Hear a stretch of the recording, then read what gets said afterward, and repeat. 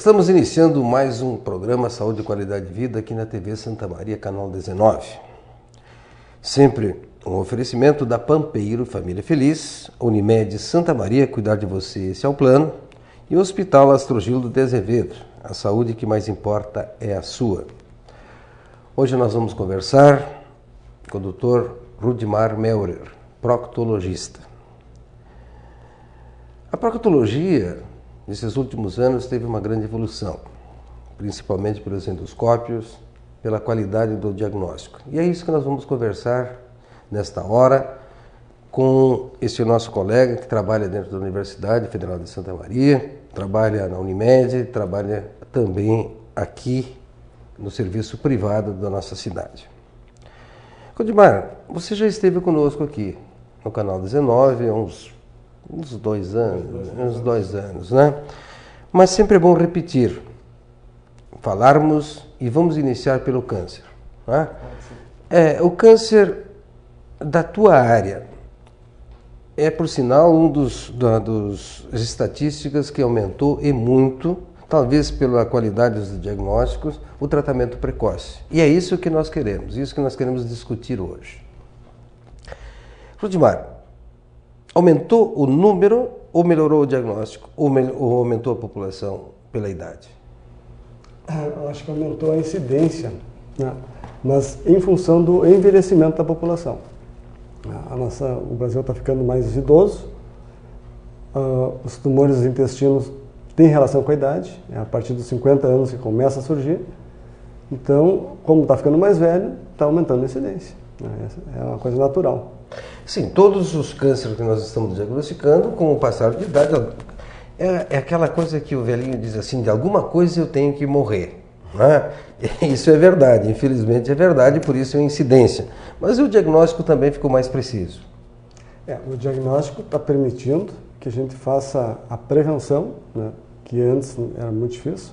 Hoje a prevenção ela é possível, né, e é um dever da gente sempre tentar fazer essa prevenção. E o diagnóstico mais acurado, né? Mais cedo, com melhores possibilidades de cura. Quando você fala em diagnóstico precoce, os proctologistas indicam fazer alguns exames como obrigatório numa pessoa acima de 50 anos. Então vamos lá, quais são os exames, quando faz, o porquê faz, quais são os sintomas, o que ele deve realmente procurar um proctologista? Em primeiro lugar, o seu clínico. Na verdade, vamos valorizar o clínico, né? Vamos valorizar o clínico que trata, na verdade, como um todo o ser humano, mas quando ele deve ir ao proctologista? Bom, eu acho assim, a coisa mais importante que tem é o paciente tentar ser classificado no seu grau de risco, né? Se ele é um risco alto ou baixo. Então lá, quando é que é alto e quando é que é baixo? O risco baixo é aquele indivíduo que não tem história familiar. Não tem ninguém na família que teve neoplasia, que teve tumor do intestino ou outro tumor. Esse indivíduo tem um risco baixo. E ele começa a ter algum risco de ter uma neoplasia a partir dos 50 anos de idade. Então, até os 50 anos, eles, a princípio, têm que só observar, vamos dizer assim. O risco alto é o indivíduo que tem história familiar. Então, ele tem familiares de primeiro ou segundo grau com tumores. Então, esses indivíduos têm que procurar mais cedo o aconselhamento. Não é uma regra assim igual para todos, porque esse risco é variável. Tem algumas situações hereditárias, vamos dizer assim, que os tumores são muito precoces, são tumores aos 20, 30 anos de idade. Outros é mais tarde, aos 40, 50 anos. Então, tendo histórico familiar positivo para tumor, é importante se aconselhar, né? Pode ser com o médico clínico, que já vai dar uma boa orientação, mas é importante já ter o aconselhamento. Além do aconselhamento, quando ele fala em aconselhamento, ele já vai falar em dieta, ele já vai falar em hábitos de vida, ele vai falar em qualidade de vida. Né? Vamos começar com o quê? Com qualidade de vida. O que é qualidade de vida para o Rudimar? Qualidade de vida para o Rudimar é estar com o bisturi na mão, o paciente deitado no leito e ele operando e fazendo um bom diagnóstico. Mas vamos lá, além disso, o que é bom? É importante, sim, os hábitos saudáveis, né? Então, o que a gente costuma aqui no Rio Grande do Sul que é importante? Aqui a gente tem um hábito que é o uso da carne, né? A carne vermelha, a carne processada, é muito utilizada no nosso ambiente, é favorável a isso. Você fala dos embutidos, principalmente. Embutidos, né? Mortadela, linguiça, salsicha, etc. Então, esse tipo de alimento, ele aumenta o risco de neoplasia. Então, os pacientes, as pessoas têm que saber que o uso da carne não é tão isento de risco. Ele deve ter um cuidado na quantidade. A gente não está proibindo o uso da carne, mas existe um limite. Em torno de 100 gramas por dia seria o ideal, vamos dizer assim. O nosso hábito do gaúcho se come muito mais que isso. Principalmente no churrasco, numa picanha, numa costela, né? Então, esse seria um fator assim, que a pessoa ela não tem que se limitar, mas ela tem que ter como uma ideia, uma noção de tentar reduzir sempre que possível o uso da carne vermelha e a carne processada. A obesidade. Não, mas antes disso eu quero perguntar para o Rudimar. O nosso telespectador vai perguntar assim, por que a carne de gado, que é a carne vermelha, uma boa picanha, que nós estamos falando em qualidade de vida, quem não poderia dizer comer um bom churrasco com os amigos, né, um aniversário, isso não tem problema nenhum. O problema é o hábito continuado. Mas por que a carne de gado, por exemplo, ela seria mais nociva que uma outra carne não vermelha? O tipo de carne e a gordura que ela contém, né? Aquela gordura que vem na carne, ela é mais agressiva. Então, isso é pela gordura. E o tipo de carne. A carne branca, ela já diminui bastante. A carne de peixe é até saudável. É né? saudável.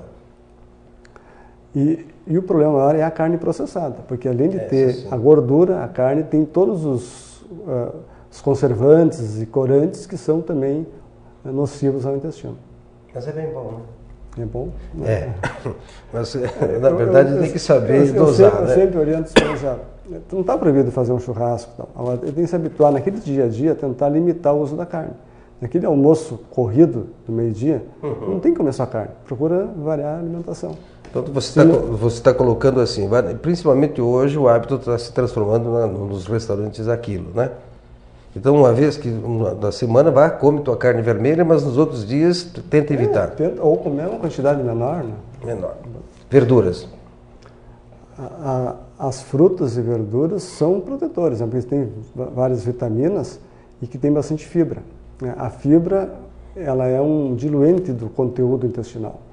Então, aqueles elementos nocivos vão ficar diluídos dentro das fibras e vão atingir menos o intestino. Então, a princípio, o uso de fibras e verduras na forma de granola, de cereais, de frutas, é sempre protetor do intestino. Você está colocando... E a injeção de água? Porque, na verdade, o idoso ele tem o hábito de tomar menos água que o jovem. Isso é um hábito que, ao perguntarmos aos nossos clientes, todos referem isso. Na minha área, por exemplo, né? O paciente vem com disfonia depois de 70 anos e aí tu pergunta a ele se ele está bebendo água. Ele termina dizendo que não está bebendo água, bebendo bem menos do que era antes. No caso dos intestinos, como é que fica a ingestão da água? A água, o fundamento da água assim, é o equilíbrio, né? Na verdade, o intestino é o que sobra, é o resto. Né? Então, se tu ingerir pouca água, o que teu organismo vai fazer? Ele vai tirar toda a água que está no intestino para usar na parte nobre, absorver, para eliminar os nutrientes através da urina, os produtos tóxicos através da urina. Então, vai sobrar muito pouca água para o intestino. E aí o que vai acontecer é a constipação, né? Que é um problema sério, né? Porque a constipação ela retarda o esvaziamento intestinal, aumenta a incidência de neoplasia e principalmente dá os sintomas da constipação, que dor de cabeça, desconforto, é muito frequente no paciente constipado. Constipação é um tema que nós podemos conversar um pouquinho. Né? Por que dá mais em mulher e em homem? Isso é verdadeiro. Né? E por que realmente a constipação é tão importante que deve realmente ser tratada? E o que é, e podemos te perguntar, em intervalos de tempo? Todos os dias tu tem que ir ao banheiro, 2 ou 3 vezes, como é que é isso? A constipação é um hábito, é um trânsito intestinal lento, vamos dizer assim. Então, a gente considera normal até 3 evacuações por semana. desde que essa evacuação não seja acompanhada de sintomas de desconforto, de sangramento. Se o paciente tiver uma evacuação normal, sem desconforto, sem dor e sem distensão abdominal antes, ele está tudo bem, né? Não é obrigado a evacuar todos os dias. Até é muito comum a gente pegar pacientes que ficam numa obsessão por ter que ir no banheiro todo dia. Na verdade, isso não é obrigatório, né? Tem que ter o seu hábito. Quando fica mais que 3 dias sem evacuar ou começa a ter sintomas associados, aí é uma constipação, né? E a constipação, no mais das vezes, é falta de fibra e falta de água, né? O fator mais importante é a falta de água, geralmente. Portanto, muitas vezes não há necessidade de tratamento, é simplesmente mudar o seu hábito de ingesta. Para a gente, tecnicamente, dizer que um paciente é constipado, ele tem que ingerir 25 gramas de fibra por dia, na forma de frutas, verduras, cereais, etc. Tomar 2 litros de água, fazer atividade física, que é uma coisa importante, né? Pelo menos 40 minutos de caminhada diária. Se mesmo assim permanecer constipado, aí sim, né, dá para dizer que ele é um paciente constipado. O paciente que com essas manobras normalizar o hábito intestinal, não é constipado. Quando você fala em constipação, e existe constipação geralmente que levam a muitas vezes procurar internações, às vezes, né? O indivíduo ficar semana sem evacuar. Esses pacientes, eu fiz uma pergunta antes, se é mais em mulher ou homem? É mais frequente em mulher. Por quê? Não tem uma causa assim, bem justificada, mas as mulheres são mais constipadas. Aí tem algumas coisas que a gente pode levar em conta do hábito, né? Antigamente as mulheres tinham pouca atividade física, faziam pouca atividade física, a ingesta pouca de água e um hábito cultural. As mulheres geralmente elas não usam o banheiro fora da sua casa. Eu ia chegar a esse ponto, é uma questão cultural que está presente. A gente sabe que isso é muito comum. É verdadeiro. Isso acontece muitas vezes nos ambientes no ambiente de trabalho, onde o banheiro não é adequado. Tá? Há pouco tempo houve a falta de mão de obra e a própria construção civil começou a contratação de mulheres. Tá? E esse ambiente era bastante difícil para uma mulher trabalhar. E aí, dentro da medicina do trabalho, vários trabalhos publicados exatamente em cima disso.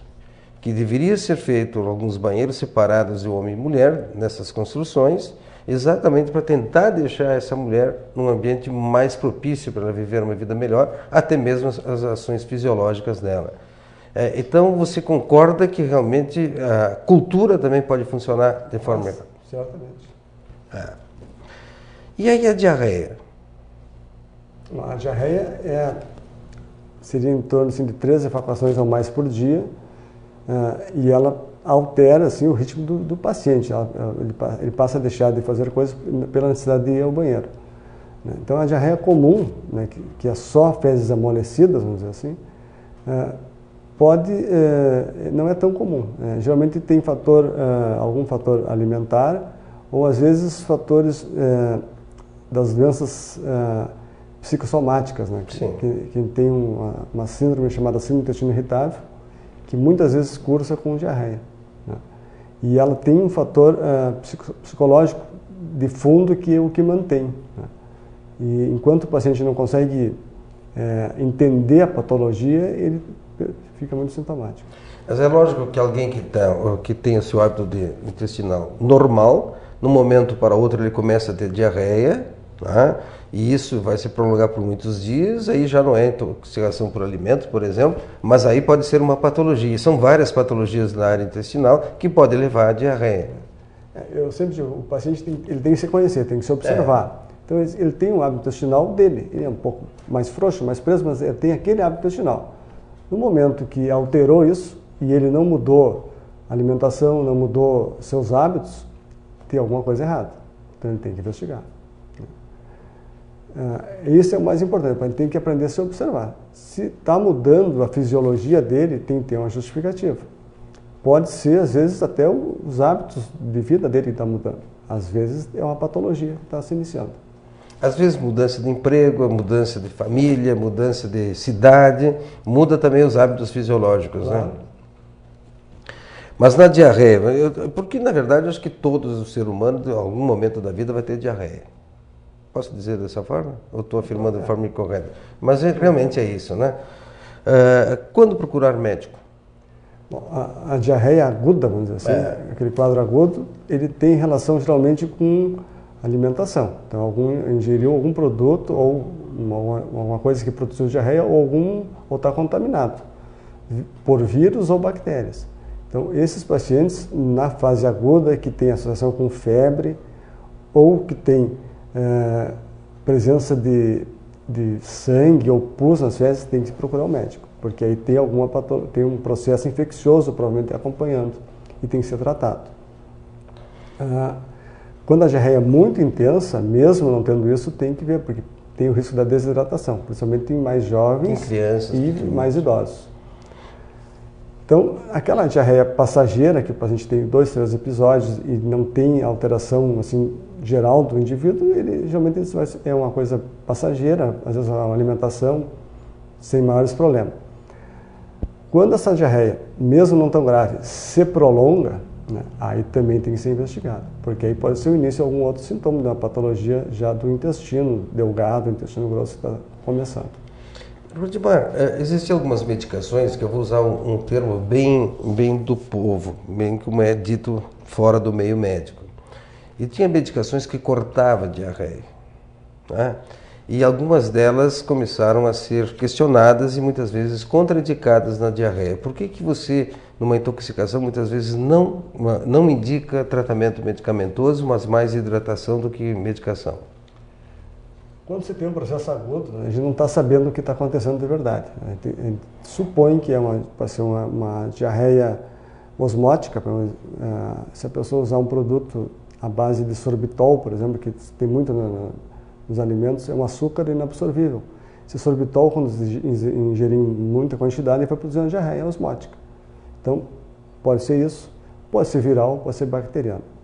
Se for viral ou bacteriano, não se deve diminuir o trânsito, porque vai aumentar a produção lá dentro.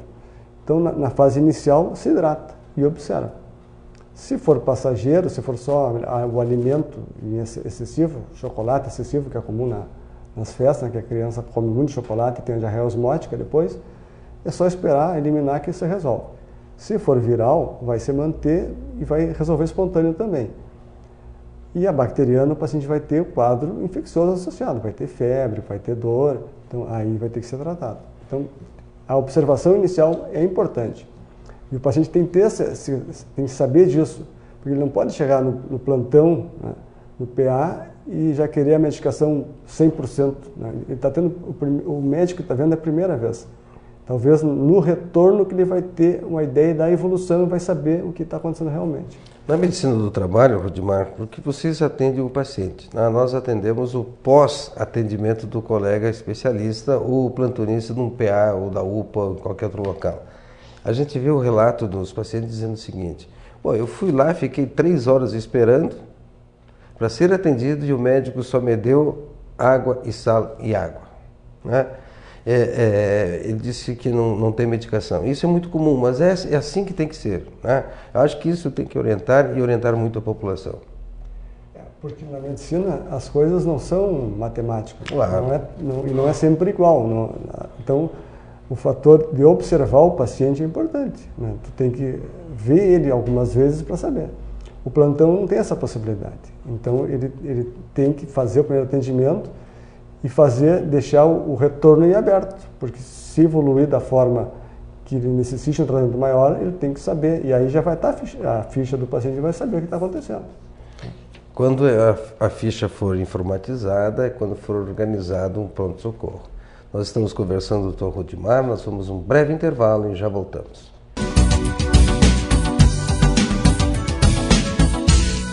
A revolução em design e tecnologia já chegou na Pampeiro.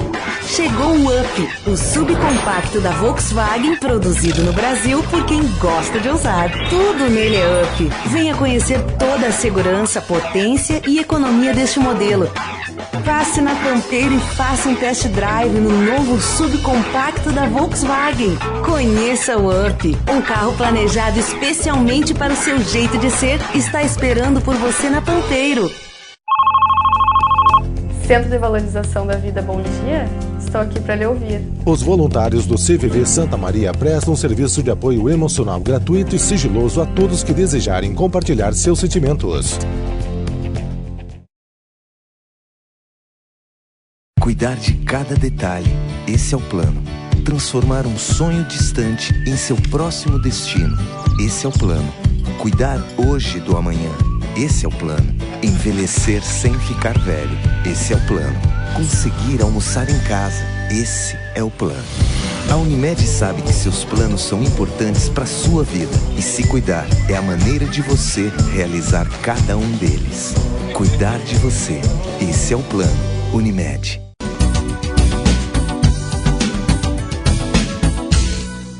Estamos de volta com o nosso Saúde e Qualidade de Vida aqui na TV Santa Maria, canal 19.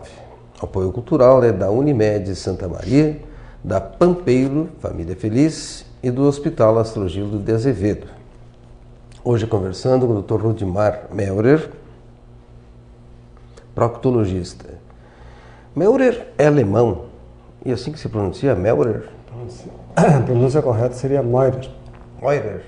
Mas, por certo, o Rudimar não é conhecido como Meurer, né? É mais por Rude, no meio médico, nós o chamamos de Rude. E vamos continuar com a nossa entrevista, conversando exatamente sobre as doenças da sua especialidade. Rudimar, nós iniciamos com o câncer, na verdade já engatamos os outros questionamentos. Mas eu quero voltar realmente para essa patologia, que é uma patologia que assusta e a morbidade também é muito alta, né? Além daquilo que nós temos que se cuidar, que você falou, da hereditariedade, dos hábitos alimentares, por certo, cigarro, alcoolismo... Cigarro, alcoolismo, obesidade. E obesidade, né? E os diabéticos. Né? Diabéticos. Muito bem. Mas como fazer o diagnóstico? Bom, que nós falamos do se observar. Então, a coisa mais importante que a gente tem que se observar, saber como funciona o seu organismo. No momento que houver alteração, tem que sair à procura do que está acontecendo. Na parte então, assim, dos tumores intestinais, certamente o sintoma mais importante é sangramento. Sangramento via retal tem que ser investigado. No momento do sangramento, olha, está sangrando, tem que ir ao médico. Tem que avaliar, fazer uma consulta, porque esse sangramento pode ser, e geralmente é, uma doença hemorroidária, uma fissura, né? Que é uma doença benigna, que não tem nenhuma gravidade, assim, não põe em risco a vida do paciente, mas esse sangramento ele é exatamente igual ao sangramento de um tumor de reto. Então, o indivíduo que tem sangramento, ele tem que investigar. Se for doença hemorroidária, ele vai decidir se vai tratar, se não vai tratar, mas ele tem que estar com o diagnóstico feito. Então, o sintoma mais importante é esse, o tal do sangramento. Outros sintomas é hábito intestinal. Mudou o hábito intestinal. Ele era constipado e está mais tendendo à diarreia, ou ele era normal, passou a ser constipado. Tem que ser investigado. Presença de dor abdominal e distensão, né? É aquela sensação de a barriga estufada, estufamento, começa a roncar muito a barriga, né? Não era assim, começou a estufar e roncar muito, são sintomas também que têm que ser investigados. Esses sintomas podem estar associados a outras patologias, né? Inclusive aquela síndrome do intestino irritável, que é uma doença que é funcional, né? Só funcional, que não tem substrato anatômico para a gente ver, mas que pode dar os sintomas também. E um outro sintoma que é importante, principalmente em pacientes acima de 50 anos, né, que é a anemia. A anemia em paciente acima de 50 anos que não tem um motivo para ter anemia, que não teve um sangramento, que não fez cirurgia, esse paciente deve ser investigado também. Quando você fala de sangramento, é sangramento vivo, né? Mas aí que a grande preocupação, eu sei que você solicita muito, é a pesquisa de sangue nas fezes. Assim, aí entra o fator rastreamento. Né? A pesquisa sangue oculto nas fezes é um exame simples, né? Que não tem nenhum problema de ser realizado. Então, mas ele dá falso positivo e falso negativo. Porém, é um exame para rastrear. Então, assim, o indivíduo assintomático, ele faz o rastreamento com esse exame. Então, ele chegou aos 50 anos, ele não quer submeter uma colonoscopia porque tem medo, porque acha inadequado, ele faz o sangue oculto nas fezes.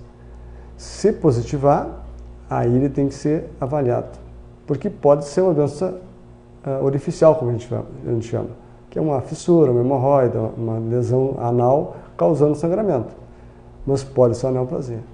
Mas pode ser também um pólipo, pode ser também uma outra patologia benigna, por isso é importante ir procurar o proctologista e tentar fazer o diagnóstico precoce para evitar realmente aquele tumor que era pequeno, que era in situ, que numa localização única, pode realmente evoluir até para metástase e aí um tratamento muito difícil. Aí é um detalhe importante, assim, e esse justifica a gente investigar. Quando a gente faz prevenção do quê? Mama. A prevenção é com a mamografia. O que a mamografia vê? Vê um tumor incipiente, uma neoplasia maligna inicial. Né? Então, pequena, com chance de cura muito maior. Na colonoscopia, que é o exame que se faz, né, quando tem um sangue oculto positivo ou já tem ou é um paciente de risco um pouco mais elevado, a gente vai encontrar o pólipo. O pólipo é um tumor, é uma neoplasia, porém benigna. E esse pólipo for ressecado, ele vai abortar aquele tumor que iria acontecer dali 1 ano ou 2 anos. Então, é uma prevenção muito mais efetiva, porque o paciente não vai ter o tumor ainda maligno, ele vai ter uma lesão benigna, e que só a ressecção do pólipo é suficiente. Então, é uma prevenção muito mais eficaz, porque na mama, por exemplo, a lesão já é maligna.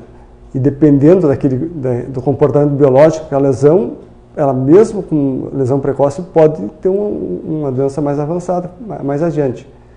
O pólipo é benigno. Ele não tem possibilidade nenhuma de se transformar em maligno depois. Então, por isso que é uma prevenção muito eficaz. O problema é fazer o exame, que ele é caro, né? O sistema de saúde é muito caro, por isso que o Ministério da Saúde não aceita ele. São várias tentativas. Teve agora, no final do ano, teve uma sessão no Senado, porque a Ana Amélia está muito a favor e está lutando para impor um sistema de prevenção no câncer coloretal e montou uma mesa lá para falar sobre isso, mas o Ministério da Saúde não aceita a colonoscopia. Na melhor das hipóteses, pensa em fazer o sangue oculto como rotina. A colonoscopia é um exame que pode ser sob anestesia geral, quando necessário, pode ser sedação. É um exame que realmente deve dar um desconforto, e o paciente tem uma certa dificuldade de aceitar esse exame como normal. Então vamos aproveitar e vamos falar sobre a colonoscopia, como é que tu fazes, qual é a qualidade da imagem. Gente, eu quero dizer para os nossos telespectadores, tá? A evolução dos equipamentos, da endoscopia digestiva, da colonoscopia, da videolaringoscopia, melhorou. Nós conseguimos fazer diagnóstico com essa muito precoce, tá? Em qualquer área. Antigamente eu peguei no início da minha especialização o espelhinho para examinar as cordas vocais. Imagina, era realmente muito difícil de fazer diagnóstico. Nós fazíamos diagnóstico quando já existia um tumor muito grande, tá? Hoje, a qualidade da imagem é estupenda. Eu tive a oportunidade, nesses últimos meses, de acompanhar alguns exames com a Rudimar. E a imagem realmente é muito... vi-se muito bem. Tu acompanhou a evolução. A evolução. Você pegou os equipamentos que já não eram tão bons. Tu não é tão novinho assim, Rude, né? Tu pegou ainda aqueles equipamentos que foram no início da colonoscopia, pelo menos da fase moderna da colonoscopia, mas a qualidade hoje é muito boa. Então explica o exame. Eu iniciei na colonoscopia com o aparelho monocular, que a gente chamava. Que era de fibra, que era mais duro, mais rígido. Tu olhava e tinha que olhar no olho ali. Então, depois do segundo exame, a gente estava com o pescoço duro e enxergava. Mas enxergava com a qualidade de hoje. Hoje é um monitor para frente. É um monitor, tem aparelhos, nós não temos em Santa Maria aqui ainda, mas existem aparelhos que têm um sistema de tipo microscópico, isso. Que ele é capaz de aumentar a imagem e no exame identificar se é um pólipo ou não é um pólipo, por exemplo. Mas a qualidade é muito boa, né? São exames de alta definição. Bom, a colonoscopia ela tem um problema, né? Porque o intestino ele sempre tem conteúdo. Então, para fazer um exame adequado, tem que esvaziar, tem que tirar o conteúdo. Portanto, vai ter resíduo colocado na parede e não vai enxergar. Então, um bom exame tem que ter um bom preparo. E esse é o grande problema, porque vai ter que fazer o paciente fazer uma dieta e tomar laxante. Isso, geralmente, em período de... Tem gente que faz 3 dias, 2 dias, depende da intensidade do laxante e tal. Você faz um preparo. Então, tu vai limpar o intestino do paciente. O líquido pode ficar, porque esses aparelhos têm como aspirar o líquido. Sendo um líquido claro, ele vai aspirar perfeitamente, não tem problema. Então, preparo é importante. O exame em si, tu vai introduzir um aparelho e vai injetar ar para poder distender e armar o colo e ver a parede adequadamente. Essa distensão do ar e no momento que o aparelho passa vai progredindo pelo intestino, ele vai dando cólica, que é normal. Quando a paciente está muito estufada, se sente desconfortável com um pouco de cólica. E esses sintomas a gente tem. Então, o ideal é sedar o paciente, é tirar a dor dele para que ele não fique com muito desconforto. Quando eu comecei a fazer exame, existia uma tese que não se deveria sedar muito o paciente, porque a dor dele era o limite do exame. Então, estava escrito em livros e muita gente não deixava sedar, né? Tinha endoscopistas que não toleravam sedar. Mas alguns médicos, por exemplo, um médico em São Paulo, Arnaldo Gank, o nome dele, ele passou a fazer uma rotina de fazer exames sob anestesia geral mesmo. Né? Um pouco de exagero, mas começou a fazer e o índice dele era tão bom quanto os outros, não tinha complicação também. Então, hoje a gente faz o exame com sedação anestésica, que é um anestesista e faz medicação que o paciente dorme durante o exame e não sente desconforto algum. É um exame muito tranquilo, mas com a sedação. Tem casos que não se pode fazer isso, então se faz uma sedação mais superficial e aí o paciente tem um pouco de desconforto ainda, mas é possível um exame de boa qualidade. Você fala com 50 anos como prevenção. Olha a pergunta que eu vou te fazer. Nós teríamos proctologistas para fazer para toda a população acima de 50 anos? Porque, sinceramente, quantos proctologistas temos em Santa Maria hoje, Rudy? Acho que 5 ou 6.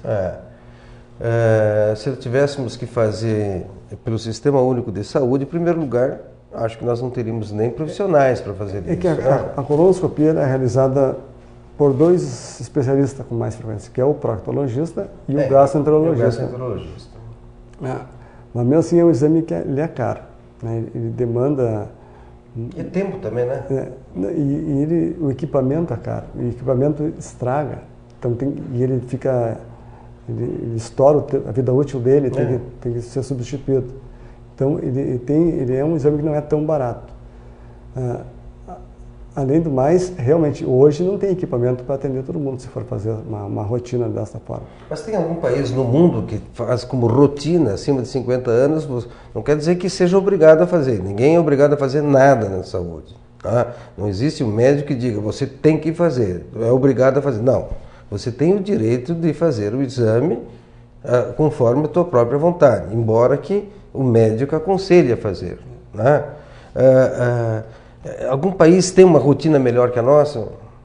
Não, o que tem, assim, alguns planos de saúde americanos, eles exigem aos 50 anos fazer o exame. Para quê? Para poder entrar no plano? Não. Ou faz o exame pré, se caso tu tiver um tumor, tu não vai entrar no plano, não é isso, né? O usuário do plano tem que fazer. É? Porque eles acham que é mais barato fazer uma colonoscopia que tratar um câncer. Sim, por certo é bem mais barato, mesmo sendo valor alto. Agora Mas veja bem, eu quero chegar na colonoscopia não apenas aquela visualização, para o nosso telespectador entender. No momento que você está sedado e tem um pequeno pólipo, o Rudimar já vai fazer a extirpação desse pólipo, né? Seca o pólipo. Por isso que hoje a gente trabalha com consentimento informado. Isso. Então ali já orienta e o paciente já traz escrito toda a medicação e a gente já recomenda, por exemplo, que aquelas medicações que não podem estar sendo usadas no momento da colonoscopia para retirar o pólipo, se o paciente usa, ele vai ter que entrar em contato com o médico que prescreveu, ver se ele pode ficar um período sem usar, né? A gente fala dos antiagregantes plaquetários, que são muito usados. E se nós... São bons para os cardiologistas, mas é muito ruim para nós que fizemos outra especialidade, né? Então, o paciente que vai retirar um pólipo não pode estar usando esse tipo de medicação pelo risco do sangramento. Então, tem que ter esses cuidados. Agora, sempre que possível, a gente retira o pólipo no momento. Quando se tem um pólipo maior, ou numa posição muito ruim, que o risco de complicação aumenta, o que a gente recomenda, que os profissionais fazem, é não fazer a retirada naquele momento e depois discutir com o paciente e programar a retirada e já deixar mais ou menos alinhavado a necessidade de um outro procedimento, caso haja alguma complicação. Mas isso não é a rotina é a retirada no momento. Além do pólipo, o que mais a colonoscopia, além do diagnóstico das patologias outras, qual é o procedimento que você pode realmente fazer com esse exame? Não, além lógico, a biópsia, né? Hoje a gente faz assim, diagnóstico. Primeiro diagnóstico de todas as patologias. Hoje, trabalhar em coloproctologia sem colonoscopia não existe. Então, diagnóstico das doenças inflamatórias, dessas diarreias crônicas, né, que às vezes o aspecto até endoscópico é normal, mas pode ter uma doença microscópica, as neoplasias, né, os quadros agudos, né, colite isquêmica, que é muito comum em idoso, o paciente faz uma isquemia intestinal, assim como faz qualquer outra isquemia. Então, é um importante. Na terapêutica, a gente usa muito para retirada de pólipos, basicamente retirada de pólipos, e tratamento de algumas coisas que são menos frequentes. Por exemplo, estenose. Às vezes estenose intestinal por doença inflamatória ou por cicatrização pós-operatória. Então, o paciente faz a ressecção intestinal, faz a anastomose e a anastomose fica muito estreitada. E dá sintomas, então você pode tentar dilatar essa anastomose com o endoscópio.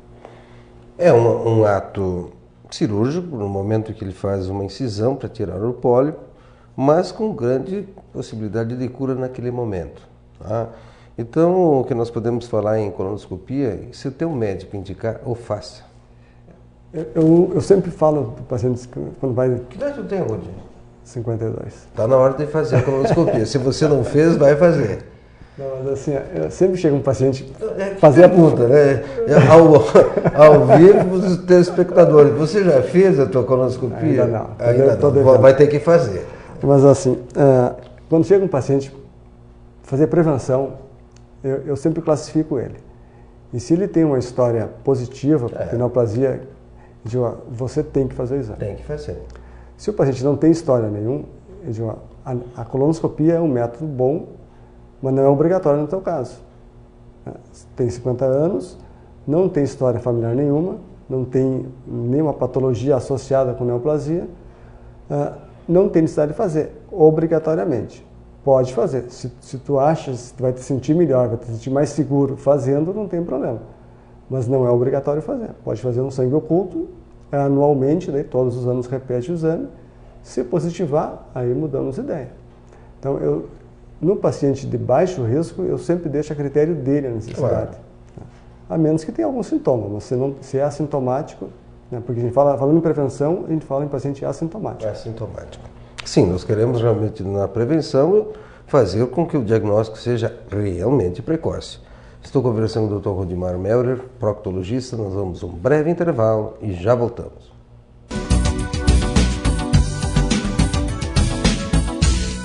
A revolução em design e tecnologia já chegou na Pampeiro.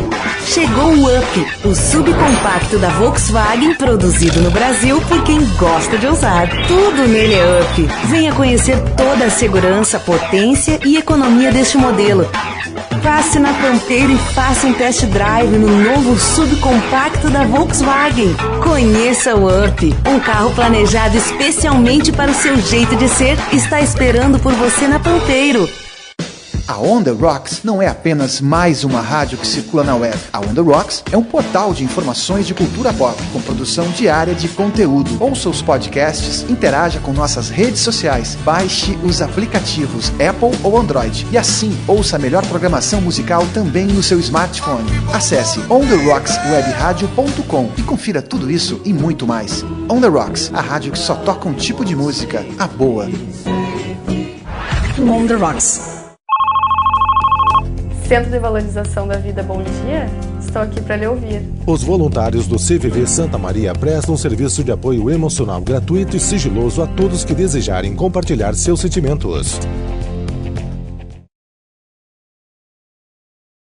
Cuidar de cada detalhe, esse é o plano. Transformar um sonho distante em seu próximo destino, esse é o plano. Cuidar hoje do amanhã, esse é o plano. Envelhecer sem ficar velho, esse é o plano. Conseguir almoçar em casa, esse é o plano. A Unimed sabe que seus planos são importantes para a sua vida e se cuidar é a maneira de você realizar cada um deles. Cuidar de você, esse é o plano. Unimed.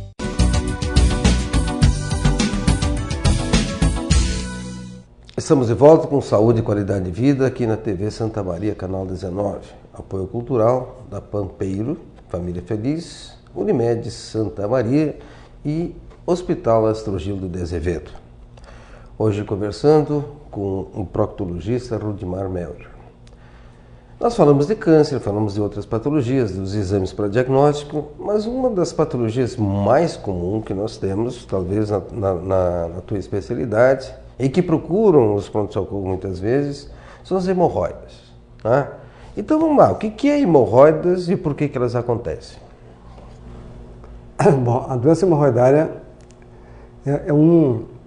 todo indivíduo tem o chamado plexo hemorroidário, que é no final do intestino, já junto ao esfíncter, tem áreas que tem bastante vasos, e esses vasos formam tipo uma almofadinha, que ajuda a vedar o ânus quando está fechado. Esse conjunto está firmemente colado na parede muscular do esfíncter. Então isso é normal. Quando examina um paciente, vai ter os plexos hemorroidários, né, numa posição anatômica. Quando esse conjunto de tecido descola do músculo, ele se projeta para dentro do ânus. E com o passar do tempo, ele vai aumentando até que ele sai para fora. Então, isso é a doença hemorroidária, é o descolamento desse tecido. Então, não é uma doença vascular, é uma doença do tecido conjuntivo, em que há o descolamento, né, aquele plexo se descola e vai saindo para fora do ânus. Quando está descolado, quando as fezes passam, traumatiza aquilo e produz sangramento. Então, os sintomas da doença hemorroidária é sangramento e a saída do tecido para fora. Causas. A causa, certamente sim, a causa mais importante é a constipação. Porque o paciente constipado ele tem que fazer esforço para evacuar, jogar pressão contra o canal anal. Na hora que ele joga pressão e esforço, vai descolando mais.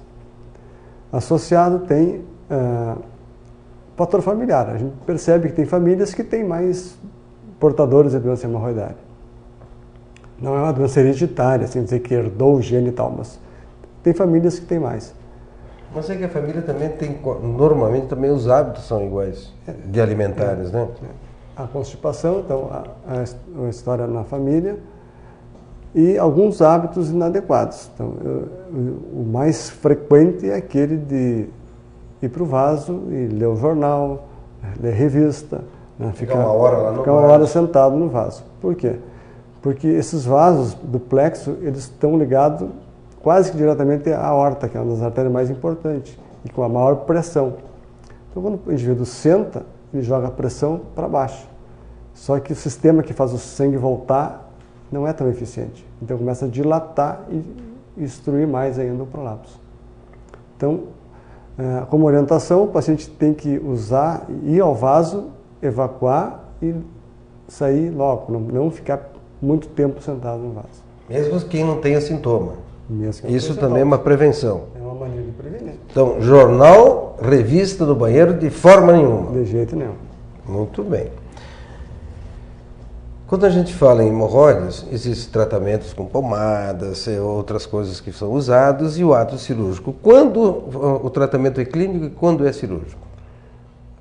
Bom, tem dois... O que resolve mesmo é a cirurgia, mas vamos lá. Tem Quando é que pode fazer clínico e quando é que é a cirúrgica? Vamos dizer assim, tem 3 situações. Então, a gente tem que lembrar assim, a doença hemorroidária é uma doença progressiva, porque o descolamento vai continuar acontecendo. Então, tu não vai retirar um mamilo pequeno hoje, não significa que tu vai evitar de ter mais à frente o outro. Então, tu tem que pensar desta forma.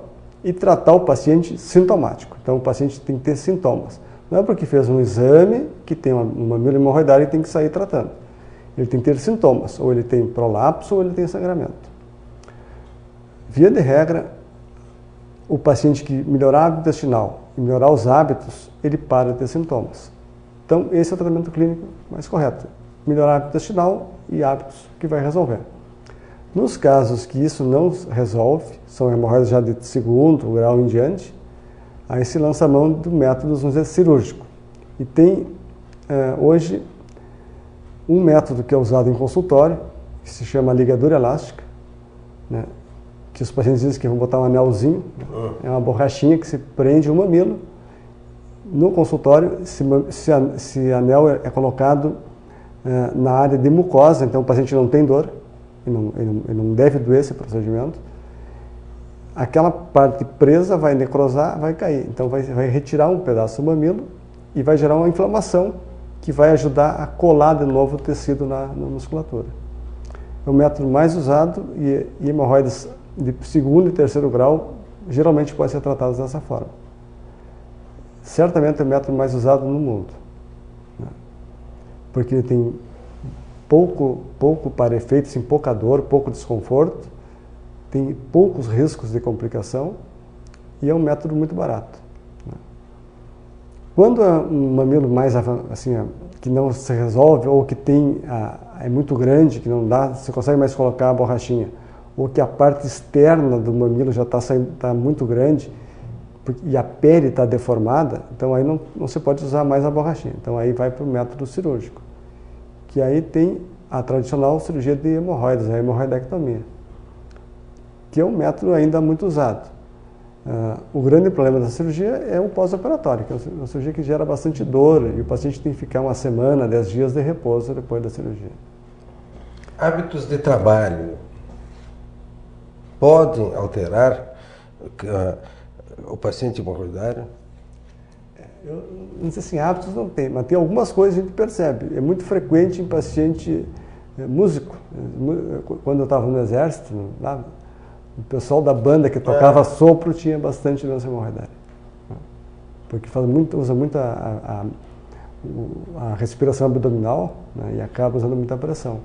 Não tem assim uma profissão específica aí. Motoristas por exemplo, de empilhadeiras e máquinas rodoviárias que tem muita vibração.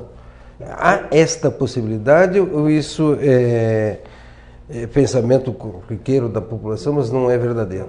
Tem assim, ó, isso é uma coisa, a gente vê piloto de avião. Piloto de avião, pela pressão negativa. Né? Mas a gente percebe uma outra patologia. É muito frequente abscesso perianal em motorista. Pessoas que andam muito tempo no carro fazem muito frequentemente abscesso perianal. Que não tem nada a ver com hemorroida. Nada a ver com hemorroida. Por quê? É uma infecção da glândula anal. Por que acontece mais em motorista? Não se sabe, mas é muito frequente. Eu sou motorista e tu é motorista há muitos anos, mas eu sou motorista desculpe, médico do trabalho de uma empresa que tem muitos motoristas, né? E eu comecei a fazer nos exames periódicos, não o exame, mas pelo menos o questionamento sobre hemorroidas. Aí eu cheguei à conclusão que não estava vendo aquilo que muitas vezes a pessoal diz, aí os motoristas de ônibus têm muita hemorroida e outras coisas, mas não é tão verdadeiro ou não existe pesquisa? Não, isso não tem definido, não tem. Muito bem. Fissuras.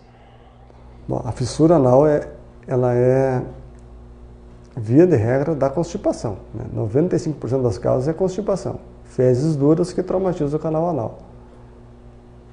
Uma percentagem mínima de diarreia. Então, uma diarreia prolongada gera fissura. Todo indivíduo que já que comeu aquele pastel na rodoviária e teve diarreia...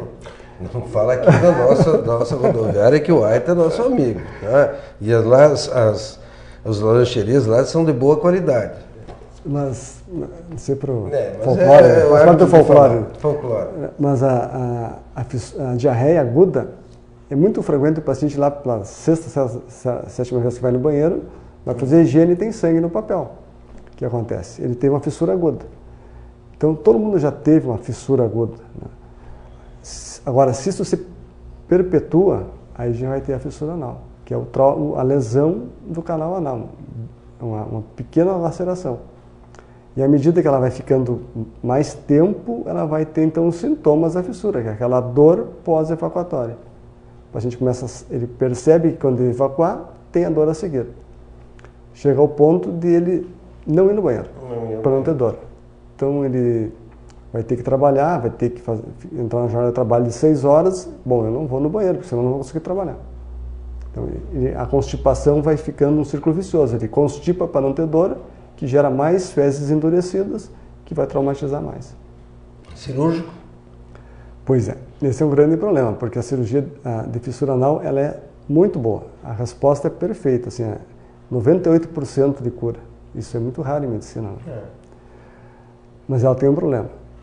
De 1 a 5% dos pacientes operados ficam com um pouco de incontinência. Então isso aí a gente deixa a cirurgia só quando realmente não consegue controlar com medicação. Aqueles assentos em que isso na verdade nos motoristas acontece isso, né? O hábito também de comprar os assentos para botar no banco para sentar e diz que é muito bom e aí terminam comprando e usando. Isso tu indica? Eu não tenho como falar isso. O que a gente sabe assim é que o grande problema da fissura é a constipação. Então, é o trauma, né? A trauma da constipação. Se o indivíduo, além de ter umas fezes duras, ainda for aqueles obsessivos que usam meio rolo de papel higiênico para fazer higiene, ele vai machucar mais. Então, a recomendação é não usar papel, né? Vai fazer higiene, usa água, para não traumatizar mais o canal. Mas aí tu te coloque o motorista, e aí talvez, olha, eu estou chegando aí a alguns diagnósticos depois de conversar com o Rudimar. Imagina um motorista de uma carreta que vai daqui a Fortaleza, a hora certa de chegar, a hora certa de sair, banheiros são de péssima qualidade, banho não tem. Talvez seja por isso que estejam todos constipados, com grande problema. Exatamente. Né? Além do que esse pessoal geralmente não faz atividade física nenhuma, né? Lógico. Então, e a alimentação é o que tem na beira da estrada, né? Não tem muita opção. É bom quando eles fazem param no posto e fazem a sua própria comida. Eu sempre digo isso para eles e é a forma que eu aconselho a fazer sua vida, a sua profissão. Doenças venéreas anais. Você me falou no intervalo que estava aumentando muito essa incidência. Quais e como trata? Bom, assim, a gente tem a doença mais frequente no consultório, no ambulatório, é a HPV, né, que é o papilomavírus, que dá tanto na região anal como na região genital. O papiloma é um vírus difícil, porque é um vírus que ele é lento, então ele não é uma doença que tu contrai hoje e amanhã está com a lesão. Ele pode ficar vários anos até aparecer. E o tratamento é ressecção, né? Pode ser com remédio, né? A gente usa muitas vezes produto químico para destruir, ou quando é muito grande a quantidade, exerese, faz a exerese cirúrgica. O problema é que o vírus é vírus, ele tá na região. Então, tu resseca o que é macroscópico, o que é microscópico está ali. Então, o índice de recidiva é muito grande. Então, esses pacientes, quando fazem uma ressecção, ele tem que ficar em acompanhamento, porque certamente ele vai ter alguma recidiva. A gente só considera que o paciente está ficando isento da doença depois de alguns meses sem recidiva. Coloque-se mais uma vez o uso de preservativo, né, Rodimar? Não tem outra maneira. Assim, o HPV ele é um problema, porque o HPV ele aguenta viver na natureza, então não precisa ter um intercurso anal para ter o HPV. Agora, a relação anal, o preservativo é obrigatório. Né? Não só pela DST, mas pela possibilidade do paciente adquirir uma uretrite, não por doença sexualmente transmissível, por bactéria normal do intestino. E essa uretrite pode ser importante, pode dar uma estenose de uretra e tal. Além do HPV, sífilis. Sífilis recidivou a incidência da sífilis. A gente quase não via a sífilis, agora está se vendo bastante. A sífilis é uma DST clássica, né, e funciona como fissura. O paciente que tem um sintoma de fissura, teve relação anal e aí tem uma fissura. O exame diagnóstico é sorológico, né, a confirmação diagnóstica por exame. O tratamento é antibiótico. Né? Antibiótico, dose clássica, resolve. Incrível, né? No nosso tempo dentro da universidade, na década de 70, existia muitos pacientes com o diagnóstico de sífilis, né? Primária, secundária e terciária também. Hoje, teve uma época que nem quase nós pensávamos mais em sífilis, e agora realmente a coisa aumentou de novo. Tá? E aí a pergunta, Rodimar, você que trabalha bastante com a sexologia nos seus pacientes, pela área que você está trabalhando, né? Será que a população, os jovens, estão usando realmente preservativo ou estão deixando de lado? É uma pergunta que estou angustiado com isso. Eu realmente não sei. Eu tenho filhos adolescentes, a gente sempre recomenda que use, mas a certeza que usa a gente não sabe. Né? Esse que é o grande problema. E a gente se surpreende assim, com DST em todos os níveis da população. Não tem assim classe A, não, todos têm. E o grande problema é que junto com HPV, com luz, com gonococcia, com as proctites por clamídia, que é muito frequente também, está o HIV. Né? O HIV. Então isso aí a gente recomenda, mas... Pelo menos a gente possa dizer para quem está nos assistindo, os pais orientem os seus filhos, né? Nem se fala na questão de gestação e tal, mas a questão de preservação da saúde do indivíduo, né? Ele tem que aprender que se ele não usar preservativo, ele está correndo um risco enorme, porque a incidência é muito grande. E um HPV, por exemplo, que agora está surgindo a vacina... Graças a Deus que está chegando, né? Mas o HPV é um vírus, e é um vírus que não se elimina. Tu controla a doença, mas o vírus está presente. Quando o paciente ficar idoso e tiver uma patologia mais séria, pode recidivar a doença. Então, tem que ter a prevenção. Rodimar, nós estamos chegando ao fim do nosso programa, e sempre no nosso final, eu gosto de fazer uma síntese e deixar o meu convidado a fazer a síntese da prevenção. Tá? Vamos voltar bem rápido. Prevenção na tua especialidade. Eu acho que a prevenção que a gente fala em parte coloretal é a neoplasia. Né? A neoplasia é a coisa mais importante porque ela, se não for tratada adequadamente, vai levar o paciente ao óbito. Então, o que o indivíduo tem que aprender, ele tem que se observar. Ele tem que saber como funciona seu intestino, como é que seus hábitos, porque no momento que houver qualquer mudança disso aí, ele tem que se alertar e sair à procura de descobrir o que está acontecendo com ele.